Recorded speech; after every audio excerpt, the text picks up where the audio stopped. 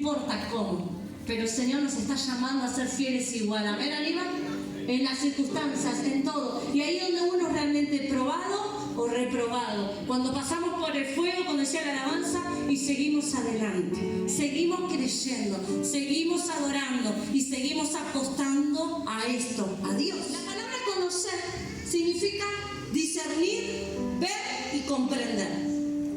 Queremos conocer a alguien, pero realmente empezamos a conocer a alguien cuando empezamos a discernir que su forma de ser.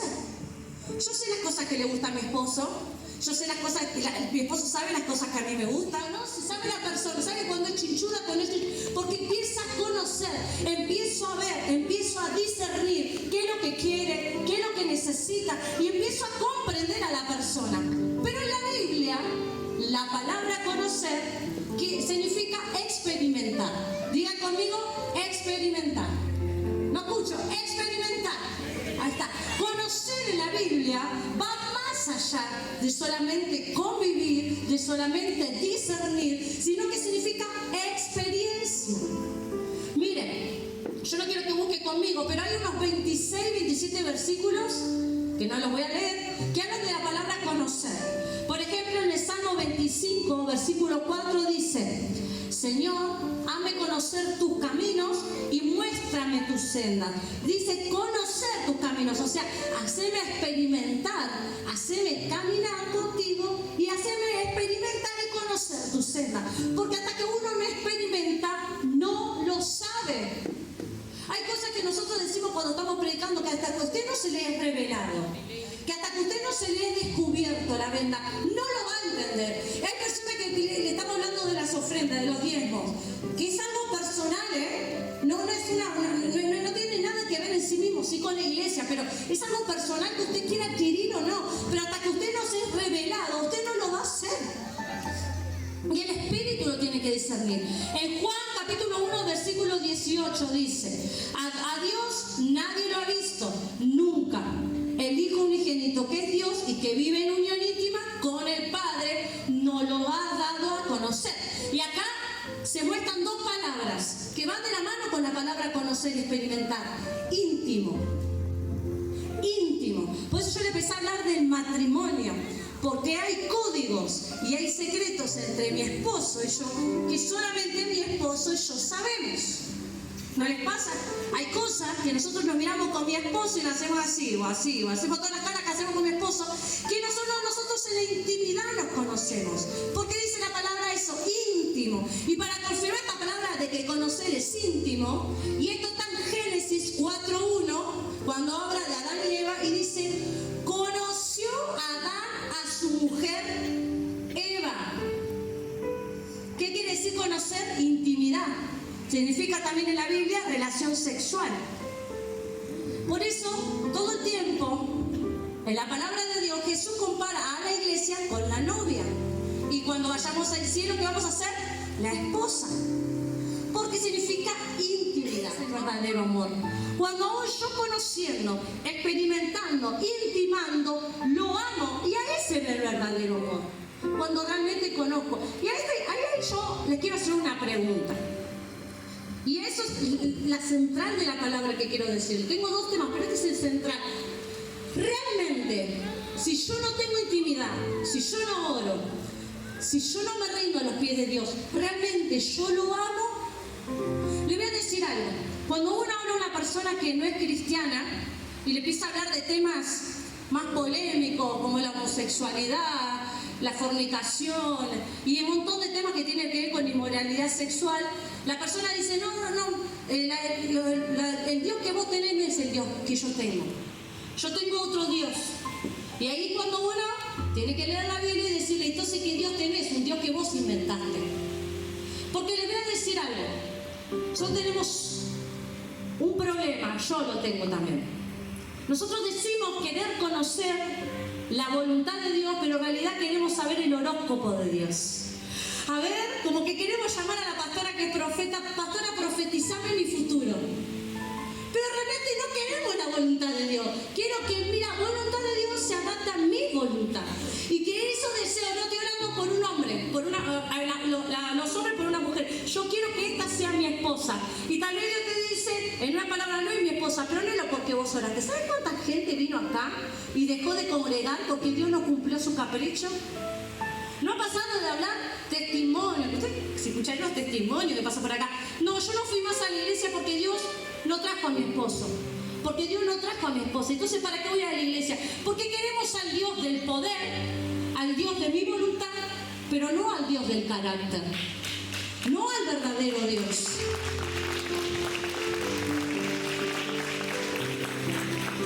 A medida que el matrimonio va creciendo, que va adquiriendo años y aún así se sigue amando, va adquiriendo madurez, ¿no? Que lo que antes yo gritaba como una enferma, ya no lo grito más. Que lo que antes era romper, que no está bien, por favor, tirar una taza al piso, ya no lo hago más. Respiro hondo, dejo que mi esposo se calme porque está enojado. Cuento hasta 10, 20, 50, 300 y digo, Señor, porque uno va adquiriendo madurez, porque ya empiezo a conocer. Y eso pasa en la vida del cristiano. Cuando uno empieza a conocer a Dios, empieza a adquirir una madurez espiritual. De donde no te remueve. Hay algo que nosotros no tenemos como cristianos, disciplinas espirituales. Porque no nos amamos nosotros todas las mañanas un devocional. Usted no se va a agarrar algo, no va a hacer algo continuamente si no lo comienza a hacer. Yo no puedo conocer a Dios y ni siquiera sé dónde están los salmos, porque Dios es palabra y la palabra es Dios. Tiene que en mi vida, mi corazón, empezar a tomar una madurez espiritual. Llegamos a la iglesia, ¿no es así? Recibimos a Cristo, Cristo nos impactó con su amor. Esa es la primera etapa que pasamos todos, ¿no es así? Después a la segunda etapa me empiezo a aprender las canciones, empiezo a sentir porque se me salió el velo de los ojos que soy pecador, que soy pecadora. Caigo en pecado, le pido perdón a Dios. Después arranco de vuelta a adorar a Dios, a buscar a Dios, caigo en pecado y otra vez me cuesta acercarme a Dios. Después Dios me perdona. Y hasta ahí nos quedamos. Ya está. Eso es Dios. Porque si ese es Dios, la verdad es que yo no vengo mal a la iglesia. Me quedo en mi casa. Lo que dijo mi papá, que mi mamá se tuvo que mantener en oración porque es el pastor. Pero lo que hizo mi papá cuando estaba enfermo, me quedo en mi casa orando. ¿Para qué voy a la iglesia? Les voy a decir algo. Si ustedes solamente su oración depende de su oración y usted no escucha a un mentor, a un predicador, a su pastor, se va a hacer sus propias doctrinas y se van a hacer su propia imagen de Dios. Tiene que ser guiado por el Espíritu Santo. Tiene que ser guiado por un hombre o una mujer de Dios. Alguien que usted, ojo, obviamente Dios le tiene que dar de discernimiento para hacerlo esto. Escuche esto. No lo vamos a buscar. Pero dice, hay una historia en la Biblia que está en 1 de Samuel, versículo 21, del 1 al 15. Estaba David escapando de Saúl. Ya se había descubierto que Saúl por envidia lo quería matar a David. Mírame un poquito más para adelante, así me veo el costadito. Eso. Lo quería matar a David y él iba corriendo, se iba escapando, iba con unos hombres, unos 70 hombres. Llega a una tierra filistea y estaba el sacerdote Ahimelech. Y David tenía hambre porque venía de escapar. Y acá sucede 3 etapas. La primera, le dice a Ahimelech, mira David, yo no tengo otro pan que no sea el pan sagrado.